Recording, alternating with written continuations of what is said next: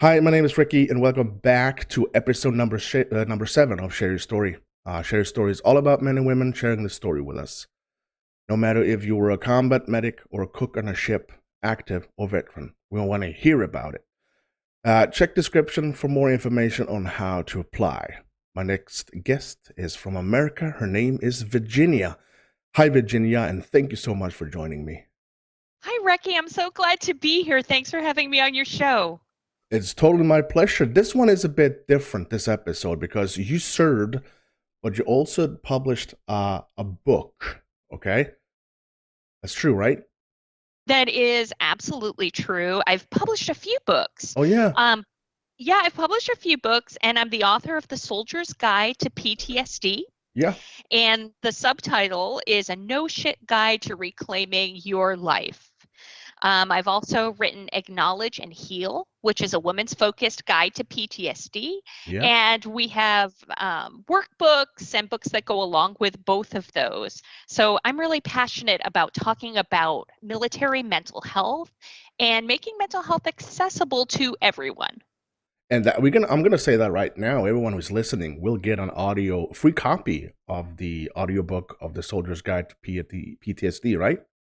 They will. You can Yeah. follow the link. You'll get a free copy to the audiobook. And Yeah. don't worry, I promise you, I'm not reading it.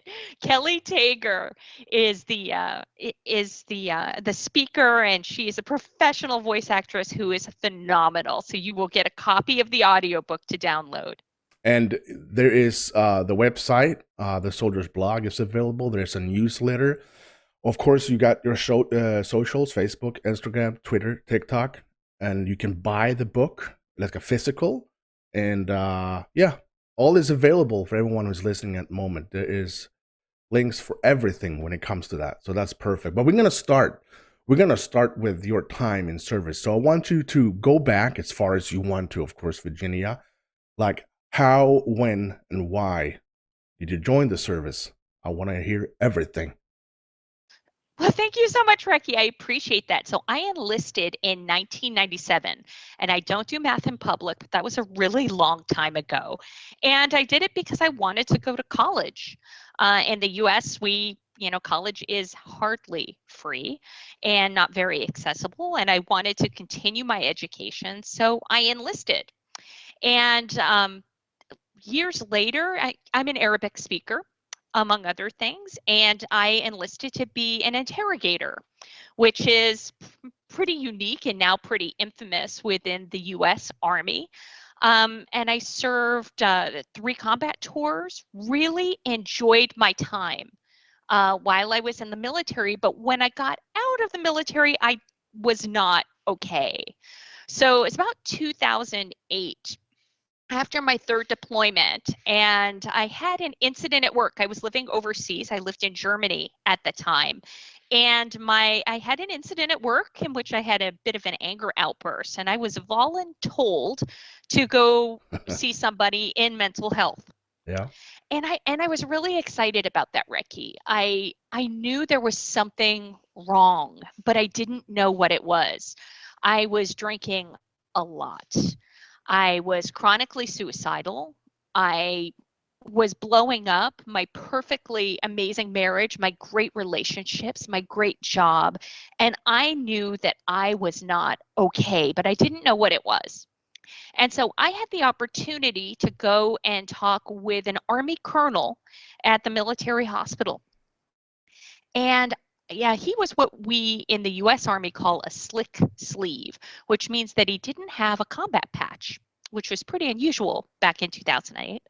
And I poured my heart out to this colonel for the better part of an hour. And I told him what I was going through.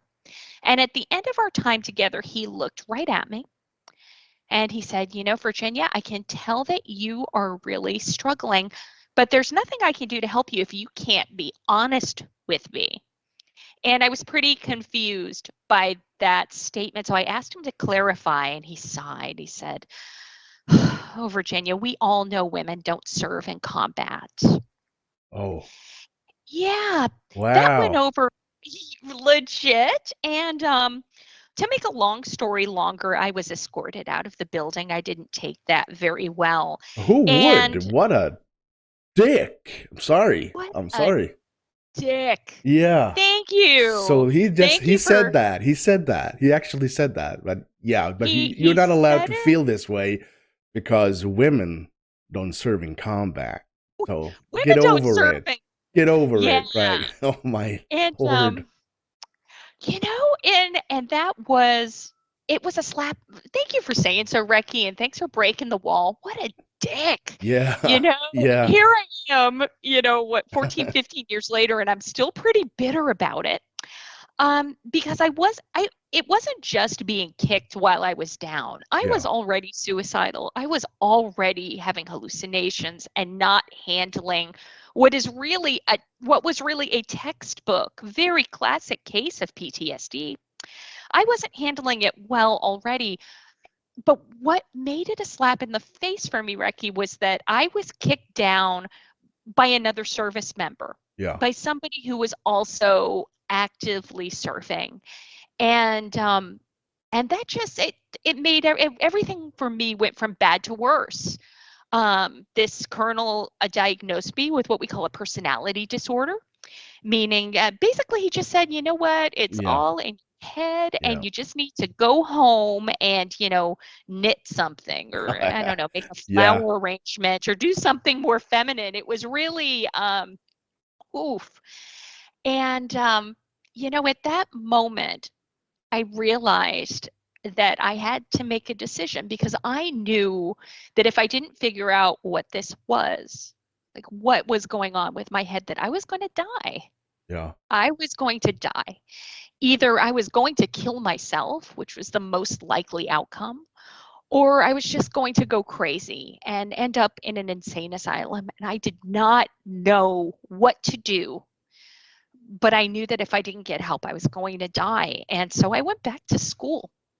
I went and I got a master's degree in professional counseling, and specialize in PTSD and in trauma, and especially military and combat trauma. And so now here I am, fast forward, we're recording this on November 26th, 2022. And here I am talking to you, Recky. And I didn't kill myself. Thank I'm God. happy to hear that. But if it's okay with you, if we go back for a bit to the time you were active on duty, was there is can you pinpoint situations where you went over the line to actually getting PTSD? I don't know that there was that's a great question. I appreciate you asking it. Yeah. I don't know that there was an actual time where I could say where I just lost it. It's more like in general the entire situation of your two, you said two tours? Three? Three. Three, oh my Three. god. Yeah, Yeah. it was after, my third deployment really did me in. Yeah. As a military interrogator, that is and was a really, really rough job, very unusual, and not something that I can talk about, of No, course. I know, I understand. It's a But nasty job. I mean, I've seen movies and I heard stories, of course. So basically, you mean that you are out interrogating terrorists or allegedly terrorists, basically, right? that would be about correct. Yeah, And it yeah, and it just it's soul destroying. A lot of the work out there yeah. is just it's hard. And there are so many things that our brother and sister veterans, experience that we can't talk about. No, I We know. can't talk about it because we signed a non-disclosure agreement, or we made a pact, or Yeah, we promised, yeah. our battle buddies that we would never talk about it. We're breaking a And law. that Yeah, and there's, that's not good for us. That is not good for us, because what we don't talk about it can eat us alive from the inside out. And that definitely was the case for me. I can't say there was a certain point where it all happened at once, yeah, but I know that after talking with that colonel, um, I knew that if I didn't get help, if I didn't figure this out, that things were not going to end well for me. And that's where I can pinpoint that I was like, you know what, something's wrong. I don't know what it is, but I'm going to figure this out. And, I'm very passionate about helping, all of our brother and sister veterans to get out of this hole. Because no one should have to work as hard as I did to figure this Yeah, out. I understand And that. Yeah. yeah, and when I wrote the Soldier's Guide to PTSD, um, that was my goal, because if you do a Google search right now, or you go on social media and you put in PTSD, that is a rabbit hole that is really tough. It looks like we are all going to die and there is absolutely no recovery. You're just fucked. You're done. Yeah. And that is absolutely not the case. No, that's What one we know, thing. We can just, because I watched a documentary on Netflix, and there was they talked about shell shock and battle fatigue back in First World War, and then the Second World War. Then PTSD came. I'm not the There was maybe something in between there, but what is the difference between PTSD and combat stress? Because that's another lingo that's out there, and I cannot figure out what's the difference. It's just a you bullcrap name for it. I don't know. No, that's a great question. So PTSD, so that's post-traumatic stress disorder. This is something that we find in a manual called the Diagnostic and Statistic Manual of Mental Disorders. So that is published every year by the American Psychological Association, the APA, and that is what we call a diagnostic term. Yeah. So if you open up your medical record, you will see, post-traumatic stress disorder or adjustment disorder or any other flavor of PTSD that is diagnostic in nature. So you saying So combat stress is not something you can get diagnosed as? that's right. Okay. Combat stress is not in the Diagnostic and Statistical Manual. So why does it? It, Is it just why does it exist? Do you know why it exists? Is it like you're not really there yet to getting PTSD? You're just combat stressed. So is that something you you know, can say, or is it just me? I, it's I think it's a large blanket term Yeah, that we can use to describe a lot of things. And there's something really powerful, Recky, to having a name for what we're experiencing. yeah, I can remember very clearly the first time that I looked up post-traumatic stress disorder in the DSM and I read the diagnostic criteria. And I mean, I had to sit down because I had experienced word for word everything that was in that diagnostic criteria. And there's something so powerful to having a name and to seeing what we're going through, codified in black and white in a diagnostic criteria. It helped me to feel not so alone. It helped me to say, whoa, okay, this is, I'm experiencing this. I know what this is. And it also gave me hope, because when we have an official diagnosis, that means that there's also official treatment. That it's there not just to name it, but we can treat PTSD. And there are so many evidence-based treatments for PTSD, and we know that they work for most people most of the time. Why combat stress is more in vogue, or why moral injury is more in vogue. I think it's you know whatever works and whatever makes people uh, feel like this is what I'm going through. I can identify with this. Anything that helps somebody to feel less alone. yeah, If I had known about PTSD when I went to go see that colonel, if I had the Soldier's Guide to PTSD, if I had this book before I went and talked to that colonel, it would have saved me years of bullshit. yeah, Um, because I felt like I was going crazy. I was really concerned that I was losing my mind. And, even early on when I looked up PTSD, I was terrified by what I found. And so in the Soldier's Guide to PTSD, I really try to keep it, yes, I'm a mental health clinician, but at the end of the day, I'm a soldier. I have the heart of a soldier, and I love soldiers. I love soldiers' families, and I love the military and our veterans, across the globe. And this book is from me to you.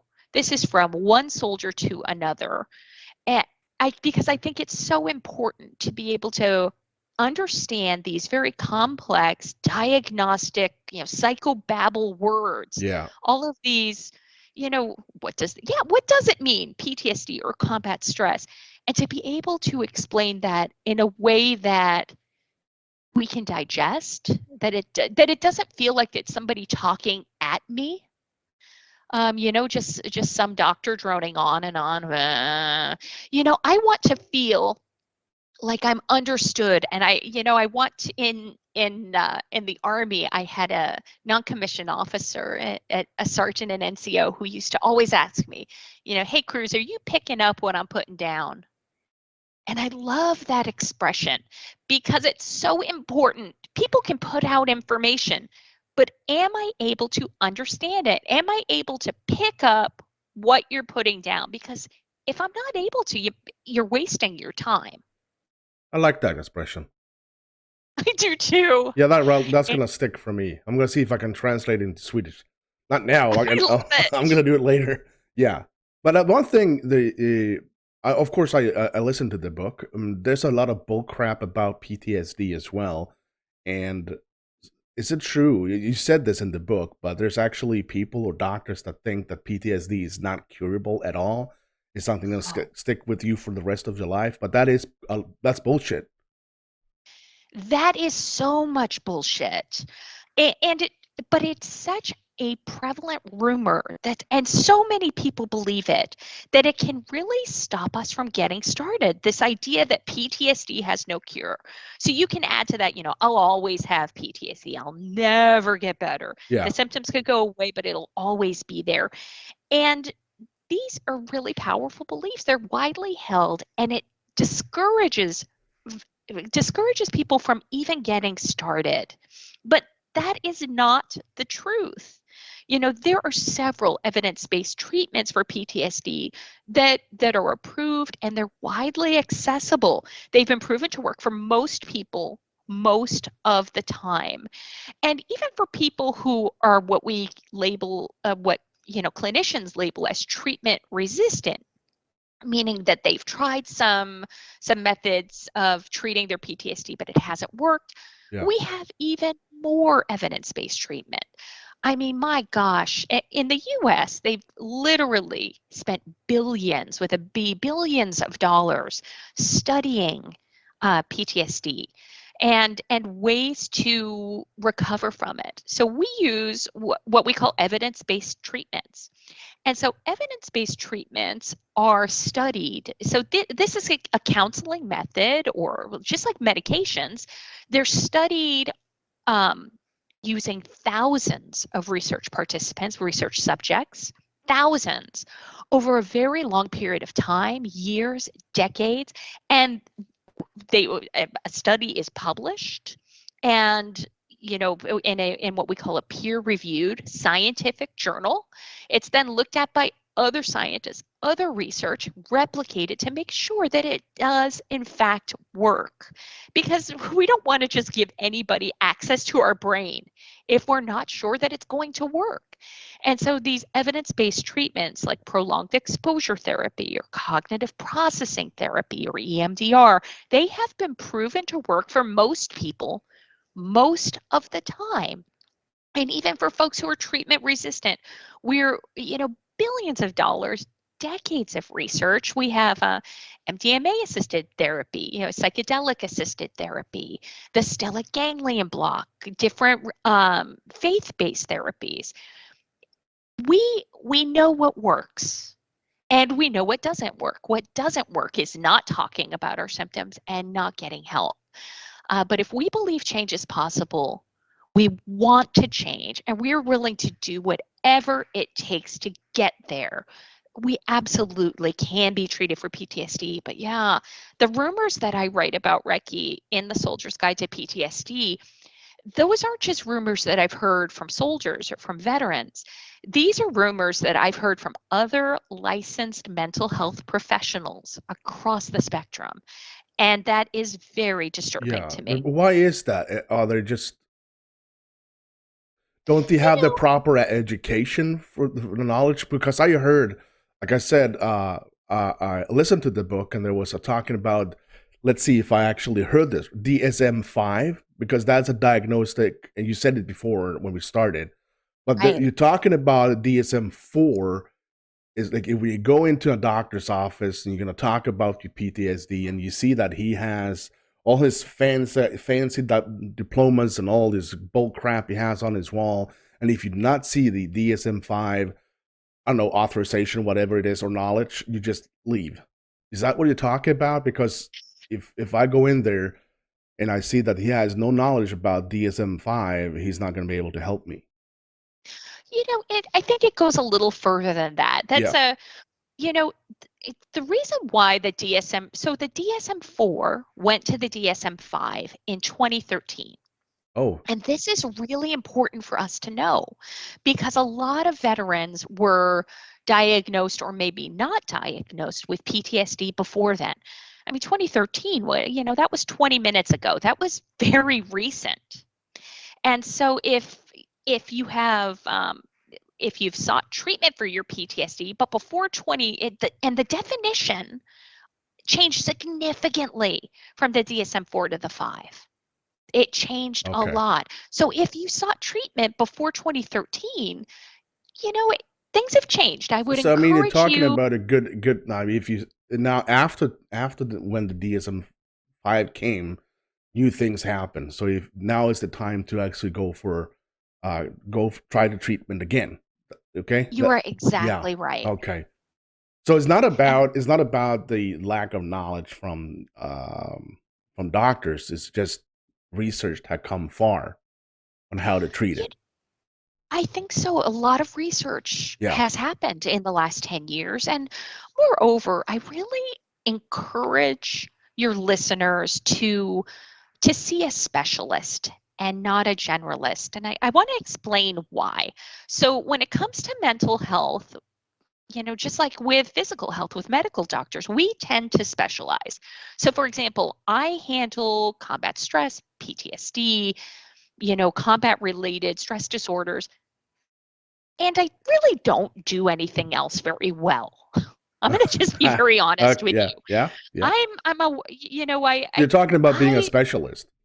I'm a Yeah. specialist. I'm a specialist. I specialize in this. Yeah. And let's say you have, God forbid, you had cancer. You're not going to go to a podiatrist or a dermatologist or Yeah. Yeah. or your general practitioner. And that's not because they're not incredibly talented and haven't had all of this training. It's, when we have cancer, we want to go to an oncologist. We want to go to somebody who, no kidding, Yeah. specializes in cancer because cancer can kill you. Yeah. It can kill you. Yeah. And it is the same thing, Recky, with PTSD.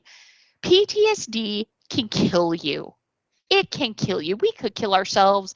Suicide rate is disturbingly high. Yeah. PTSD will kill you. And so, what I encourage veterans and listeners to do, and even non veterans, because PTSD is not, I say again, not just for military by a long Yeah. shot. No, yeah. Um, Yeah. That's something we need most, to actually say. PTSD can happen to anyone. We're talking about trauma, and that's something we need to. PTSD is not limited just because you have been to war and or stress, combat stress, and something like that. So that's a good thing. oh, Recky, I'm so glad you said that. That Yeah. is one of the rumors that I talk about in the Soldier's Guide to PTSD, uh, because unfortunately, trauma is ubiquitous. Trauma is everywhere, Yeah. whether we like it or not. And so trauma is actually well defined in that Diagnostic and Statistical Manual number 5. So that DSM-5 defines trauma as actual or threatened exposure to death, serious injury, or sexual violence. And Recky, that is a large umbrella. That covers a lot. And not just combat.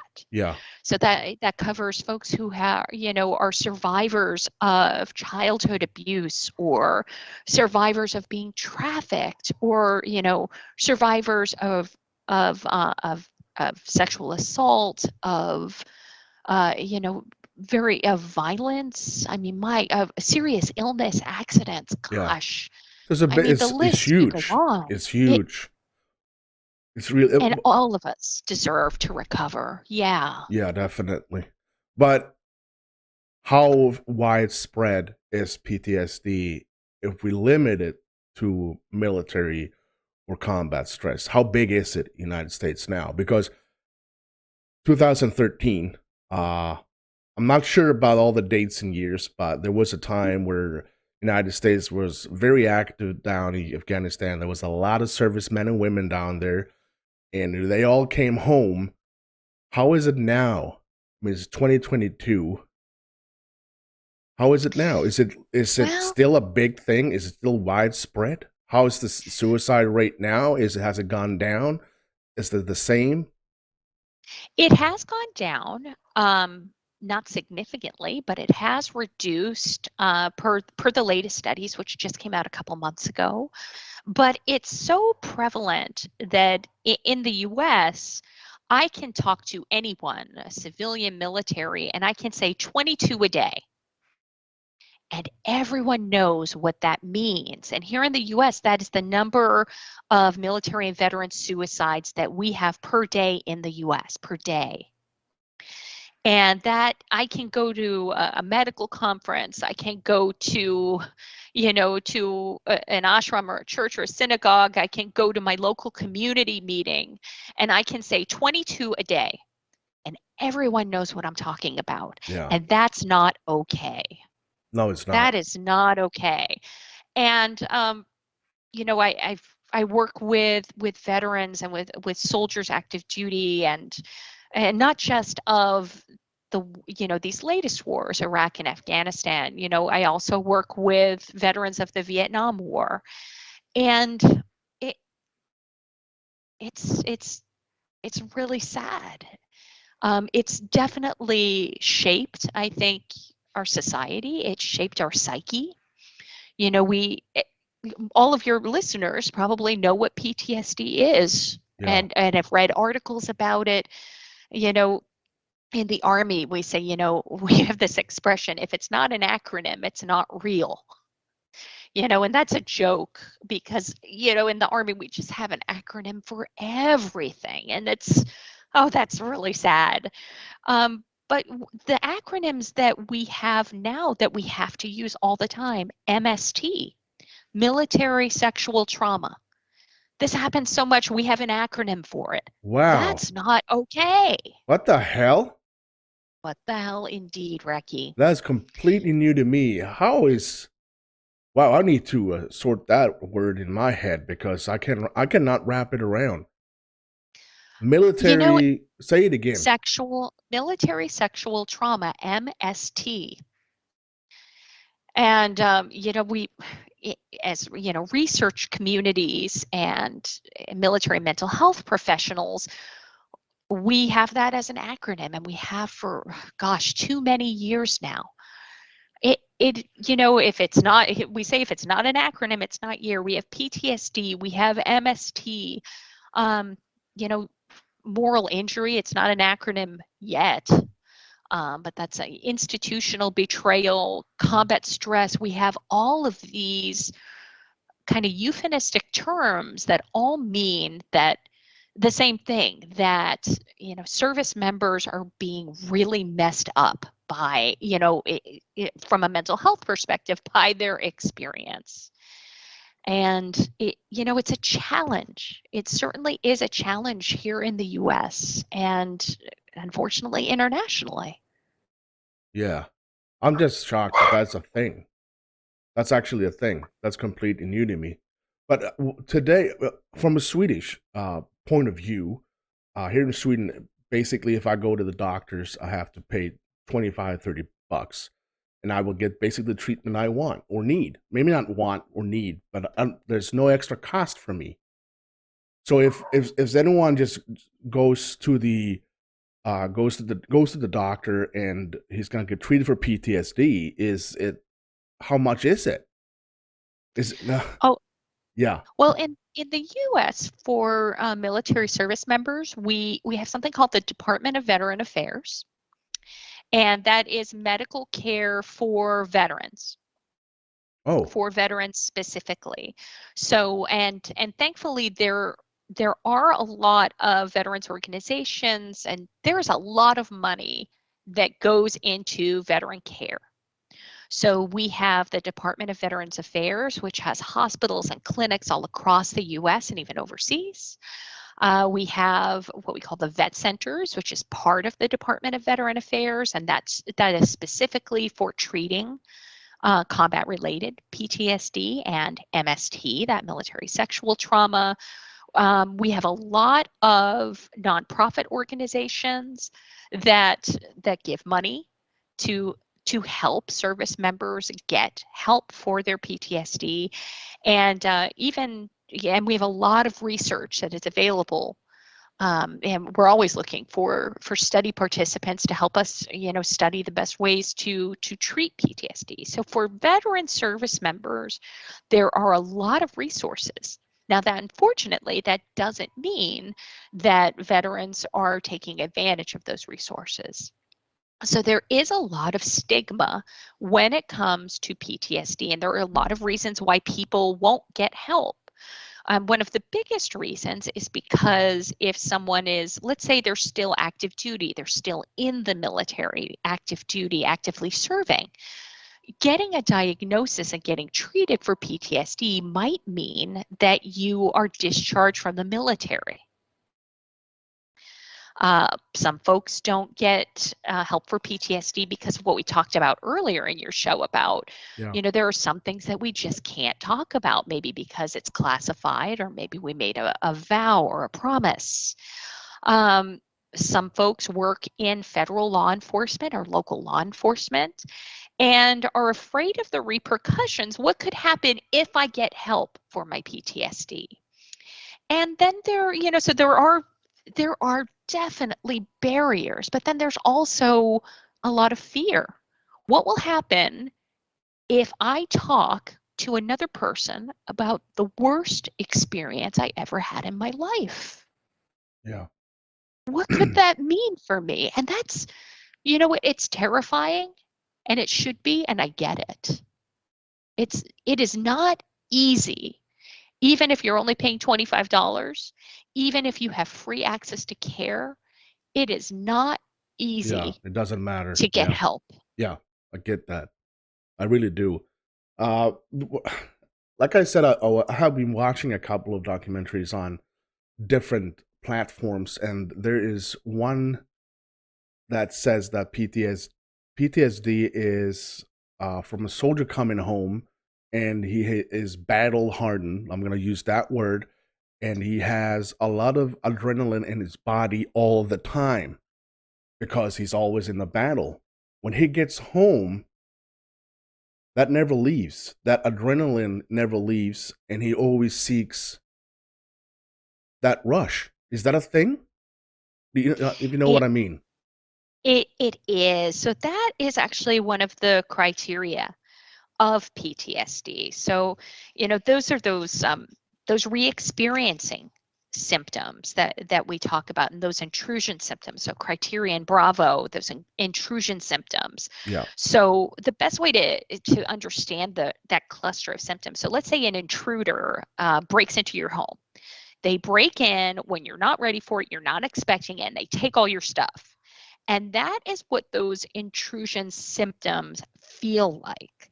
So, you can't stop thinking about it. You have nightmares, what we call a dissociative reaction. So, feeling disconnected or having flashbacks, it is really hard, and really having those triggers.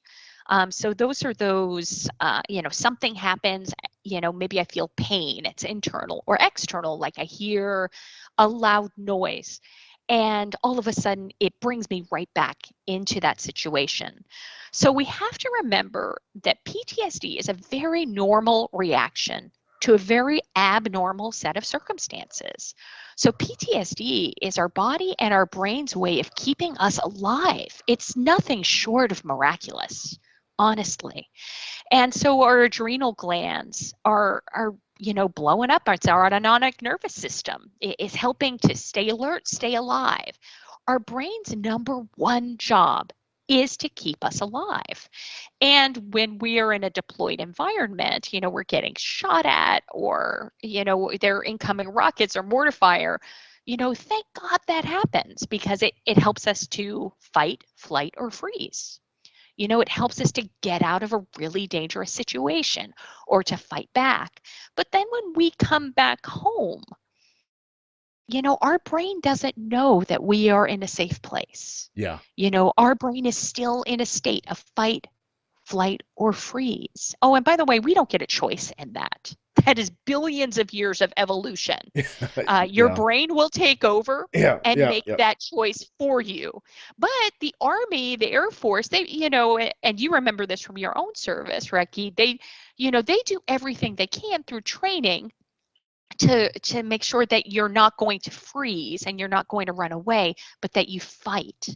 So, the Army, and military training is actually designed by somebody like me who knows a lot about mental health, because, a lot of military training is to train the freeze out of us. And so, we come back home, and of course, we're still on high alert. Of course, we're still, we still have those triggers, those reactions. That is what helps to keep us alive in the deployed environment. And then that doesn't turn off just because we go home. So that's part of that criterion delta that we talk about. So in the book, you're talking about symptoms, and Mm-hmm. there's a lot of them, but you only need two to get the diagnosis as PTSD. That was, if you go back to before 2013, it was harder to get the diagnosis then than it is now. Correct? Well, it's a different diagnostic criteria. Yeah. So, with PTSD, we have, alpha through echo. So we've, and of the different criteria, like let's say, criterion Charlie, those avoidance symptoms, we have to have, 1 out of 2, or, for Delta, it's 2 out of 7.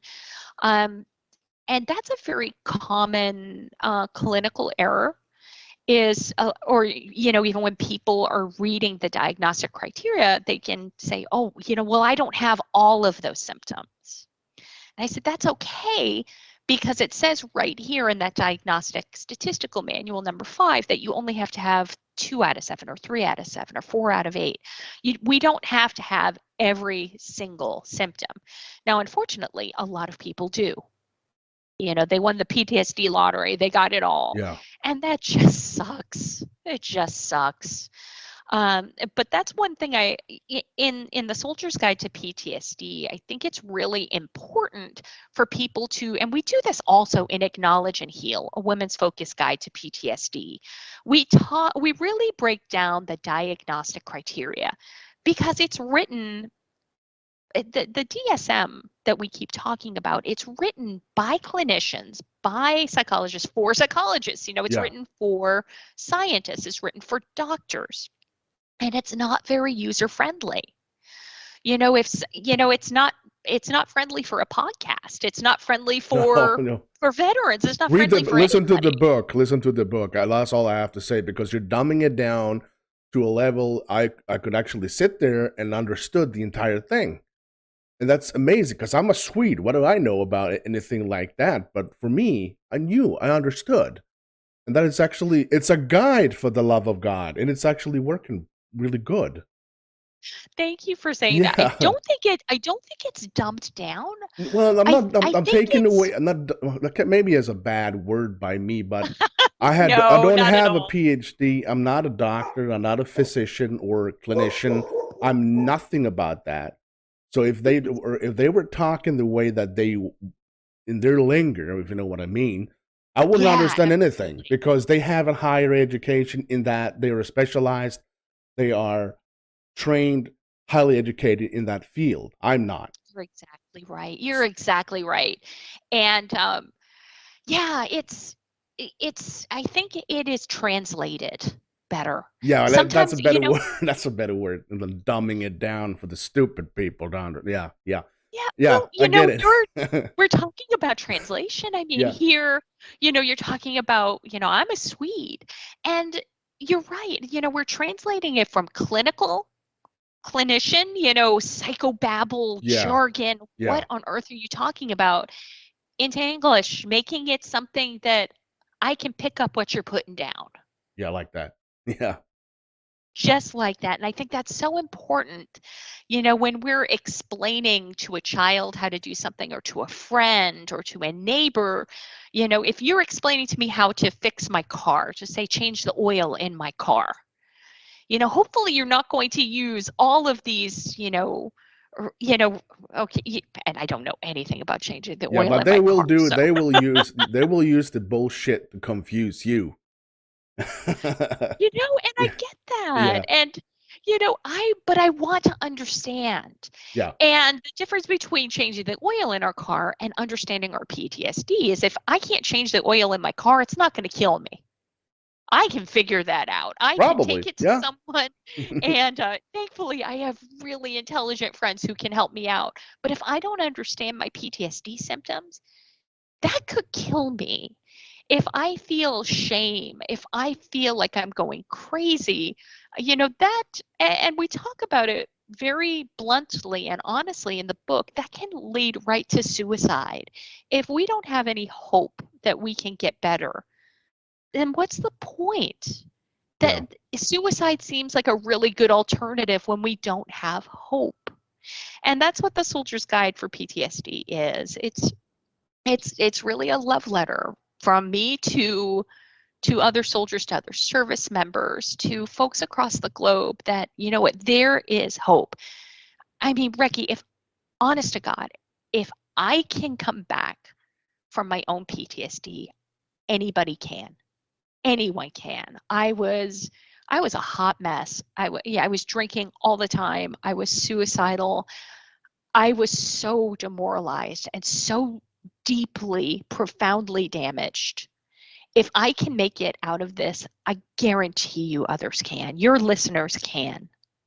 And my goal is to help, is to give you hope, and to give you the no shit tools, the step-by-step guide on how to get from point A to point B, because you absolutely can do it. So you said, yeah, you joined the army or you did your service because you wanted to, you want to go to college, and that's an American thing. But did you have to do 3 tours to be able to go to college?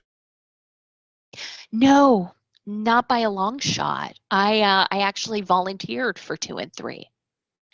Why? And after my first deployment, it was such a was a really it was an awful situation. Um, it was bad. It did not go well. We had combat losses. I had the privilege of serving with the infantry most of the time. My first tour, we had a prison scandal, the Abu Ghraib scandal, that many people I knew personally knew were involved in, and it was it was awful. And in my mind, I really believed at that time that the only way that I could redeem myself, the only way that I could make anything better, was to go back. That's what I was telling myself on the outside, but on the inside, I was afraid of being home. Yeah. I didn't I didn't feel like anybody understood me. My family didn't understand me. I couldn't talk even with my own husband. He didn't understand. I felt like the only place that I actually felt safe was in Iraq, which is crazy. Yeah, that is. Yeah, but I understand that. I really Yeah. do because you knew everything that was, everything was going on there. It was easy to understand, but when you came home, nothing made sense. You're exactly right. And I can get that. I can really understand that. So that's was that then you did the third one. Was that the same reason that you want to go back because everything makes sense over there? I think it made sense. And I had this fantasy that if I could do it right, like if I could make a difference, I really, I started out enlisted. I became an officer later on. Um, and I kept trying. I had this fantasy, I had this idea in my head, Recky, that that somehow Virginia Cruz, Yeah. could, Yeah. could single this, and this was my thinking. I'm not going to lie to you, that I could somehow make things better, that I could make things better for the army, for the military, for other soldiers, for Iraqis, that I could somehow make this huge impact. And after lots of years and lots of therapy, uh, that just wasn't the case. And that's sad to me. But I also, I look back on that time, and I'm not mad at myself. I understand why I did what I did and why I believed what I believed. It was the only thing that was getting me through day to day and kept me from being suicidal. And you know what? That's okay. It's okay. Yeah, it is. But I think that I understand everything you say, and I can really, I cannot relate to anything of course, but I can understand it. And I think if we take a look on the other men and women that went back for tour number 2 and number 3, I think they have the same feeling as you to make a It's difference, possible. to make a difference, fighting the bad guys, making sure good never gives up. Because I always said this: if I was born United States, I would be a military man. I would probably never give that up. I would try to be there forever because that's who I am. Because that's us. It's a, it's a, there's a thing in Sweden that if you talk about war, everyone says that America is always going to war, and it's always this bad talk. It's bad linger. That's why I'm doing a lot of videos on my YouTube channel to, focus on the positive things about United States. But people tend to forget so much things that America did for our freedom here in Europe. And that pisses me off because, Well, yeah, I mean, talking about the First World War, you guys didn't have to come, but you did. Second World War didn't have to come, but you did. I mean, the same thing with Afghanistan. You don't. It's just a battle against good versus bad, and there's no one else doing it but you guys. And I just want to get that out there. And it's pissing me off. I'm getting emotional just thinking about it. well, I mean, I can understand why you feel that way. I can also really understand why people don't feel that way. And, you know, as a veteran myself, I look back on my wartime experience. I'm not bitter about it, but I'm not proud of it necessarily. I'm proud of my service, and I'm incredibly proud and so honored to have served with some incredible men and women in the armed forces. But it's very hard for me personally to look at my dead friends who have committed suicide, because for me, and I haven't met a U.S. veteran personally who hasn't lost more friends to suicide than they did to combat. And that's my case also. And it's very hard for me personally to say, to justify that, and to say, you know what was that for?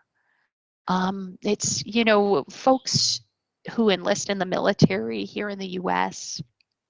Um, I wasn't trying to decide whether to spend my gap year between high school and college in Paris or Bruges. Yeah. I, Yeah. I joined because that was my ticket to a better life. That was the only way that I could go to college and get an education. And that's sad to me. For me personally. Um, for me, there are a lot of conflicting feelings. There's pride, but then there's also a very deep sadness.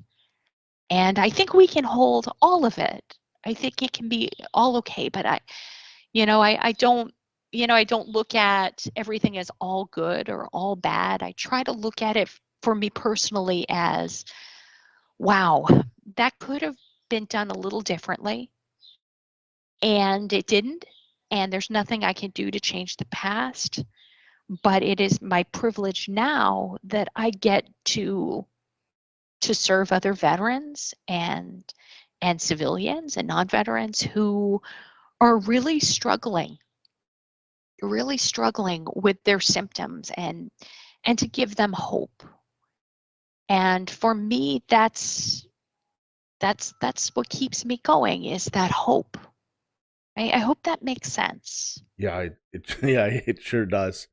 Every word of it. Before we wrapping up the this episode, you said that you wanted to read something from your was it the introduction from your book? Oh, you are so kind to remember, Recky. Thank Yeah, you. no worries. I Go would love ahead. to. Go ahead. Um, it'll give your listeners an idea of what they will get in the audiobook if they choose to download it. And it's because we have a sanitized version that doesn't have a lot of curse words in it, that your listeners can pick up also. But I want to give your listeners a flavor of what they could expect in the Soldier's Guide to PTSD. So it starts out like this: Dear Soldier, so we don't know each other.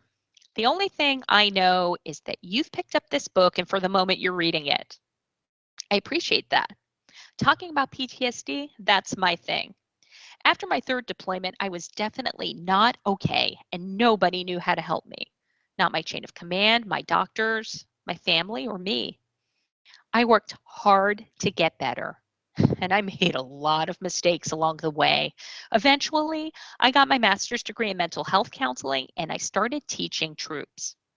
I am convinced that when we know the no shit facts about PTSD, we make more informed choices and get better faster. I'm going to write this book directly to you, as if you were sitting in my class. Now, my classes can feel uncomfortable. PTSD is an unpleasant topic, and people don't like to talk about it. I get that. But that is not good for us. Your life is at stake, my friend, and I am not going to fuck around. I intend to be as straightforward as I know how to, because I know that PTSD can kill you. We're going to talk about suicide, war crimes, depression, relationships, and a lot more.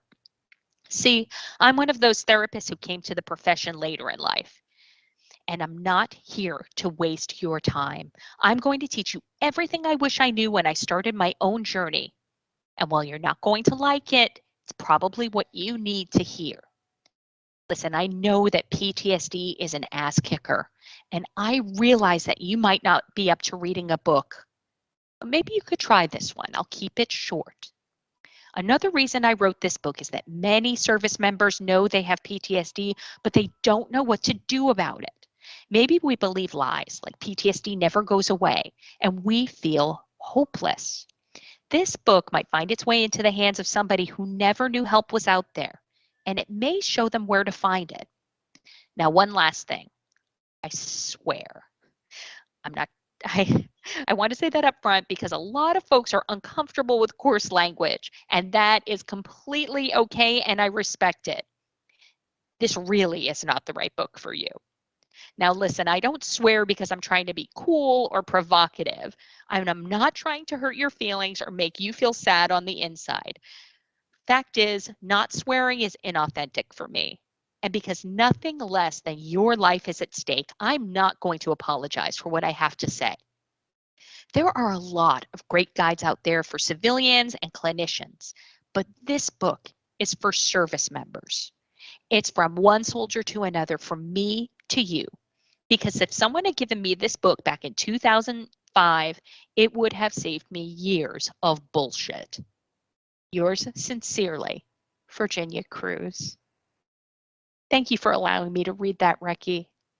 That was my pleasure.